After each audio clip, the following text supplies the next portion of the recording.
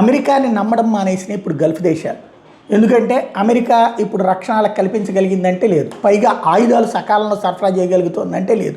ఓ పక్కన ఇరాన్ దాడులు చేస్తున్నప్పుడు వాళ్ళకి అసలు నిజం అర్థమైంది. దీంతో అమెరికా నుండి ఆయుధాలు రావడానికి ఏళ్ల తరబడి సమయం పడుతుండటం, రకరకాల తలనొప్పులు సృష్టిస్తడం, ఉక్రెయిన్ యుద్ధం మూలంగా అమెరికాకి సంబంధించినటువంటి అసలు డ్రామా ఏంటో అర్థమైనటువంటి నేపథ్యంలో ఇరాన్ పంపే చౌకైన డ్రోన్లను కూల్చడానికి అమెరికాకు చెందిన ఖరీదైన పేట్రియాట్ మిసైల్స్కి వేల కోట్లు పోయడం దండగని భావిస్తున్నాయి ఇవి.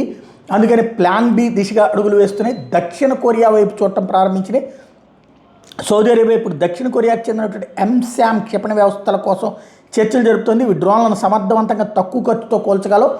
అట్లాగే ఉక్రెయిన్తో కూడా అక్కడ ఫ్రెండ్షిప్ చేసి ఉక్రెయిన్ రష్యా ఇరాన్ డ్రోన్లు వాడితే తను కొత్త డిఫెన్స్ సిస్టమ్ తయారు చేసి దాని ద్వారా కంట్రోల్ చేయగలిగింది.